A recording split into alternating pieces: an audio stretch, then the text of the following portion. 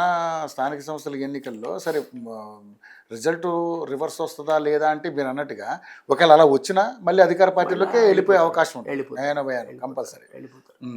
మళ్ళీ మరి ZPTC MPTC మళ్ళీ మారుతుంది అది మళ్ళీ బీఫారాలు కాబట్టి కొంత తేడా ఉంటుంది. బీఫారాలతో వచ్చే పోటీల్లో ఇదివరకులాగా దాని ఏమంటారు యాంటీ డిఫెక్షన్ అనేది అంత ఈజీగా లేదు.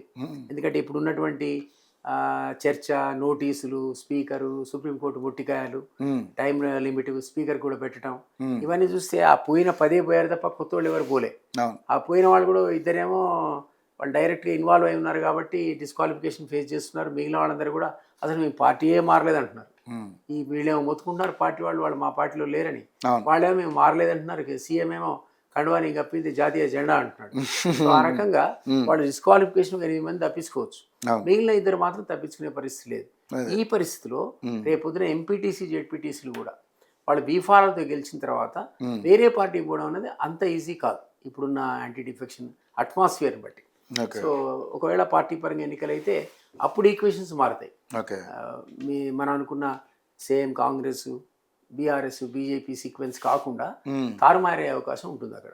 ఓకే, కానీ సార్ ఇక్కడ మరి ఎన్నికలకు సంబంధించి హైకోర్టు కూడా ఆల్రెడీ పెట్టింది అంటే మీరు వేసిన పిటిషన్లు అన్నీ కూడా ఇప్పుడు ఎన్నికలు కూడా ఉంది కాబట్టి చల్లవంటి ఇచ్చింది.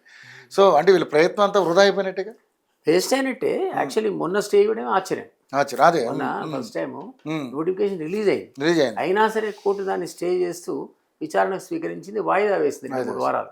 అదే ఆశ్చర్యం అసలు. అది కూడా నేను కోర్టు ఇంటర్ఫేర్ అవుతుంది అనుకోలే. ఆ మాత్రం ఇంటర్ఫేర్ అయ్యి తర్వాత వాళ్ళు ఏమన్నారంటే మీ ఎన్నికలు మీరు పాత పద్ధతిలో చేసుకోండి, మాకేం ఇబ్బంది లేదంటే ఇప్పుడు వాళ్ళు పాత పద్ధతిని ఎంచుకున్నారు కాబట్టి కోర్టు గో హెడ్ అన్నది. ఇప్పుడైతే అసలు ఇంటర్ఫేర్ కావడానికి ఆల్రెడీ డిలేడ్ 2 times నోటిఫికేషన్ వచ్చింది కాబట్టి కోర్టు సహజంగా నేను ఇంటర్ఫేర్ కాను అనే మాట అన్నది. అది నిజం కూడా లాజికల్ కరెక్ట్ కూడా. ఎంత ఒకసారి నోటిఫికేషన్ వచ్చి మొత్తం గేరప్ అయినాక మెషినరీ అంతా మీరు రాష్ట్రం అంతా ఆతృతతో ఎదురు చూస్తున్న సందర్భం లోపల పొలిటికల్ అట్మాస్ఫియర్ అంతా బిల్డ్ అయింది. ఇప్పుడు మళ్ళీ మీరు వాయిదాలు స్టేలు అంటే అది కొద్దిగా ఇబ్బందికరమైన సమస్య. కాబట్టి సహజంగా కోర్టు అంటే as per convention we don't want interfere అనే మాట అన్నది.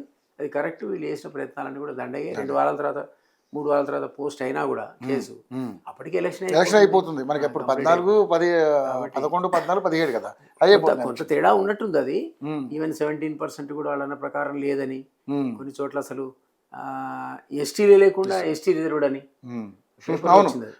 ఒక ఎస్టీ లేడట, అదేమో రిజర్వ్డ్ ఎస్టీ.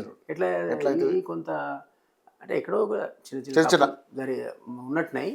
అది వాడు సరి చేసుకోవాలి. ఏదైనా మాత్రం అవి పెద్దగా ఎంటైర్ పొలిటికల్ ప్రాసెస్ని ఆపేంత కారణాలని అనుకో. ఓకే, సో స్థానిక సంస్థల ఎన్నికల్లో అయితే అధికార పార్టీకి ఎడ్జ్ ఉండే అవకాశం ఉంది. ఖచ్చితంగా ఉంటుంది. మనం ఏమనుకున్నా మనకి నచ్చినా నచ్చకపోయినా అధికార పార్టీ వైపు ఎందుకంటే సహజంగా మొగ్గు ఉంటుంది.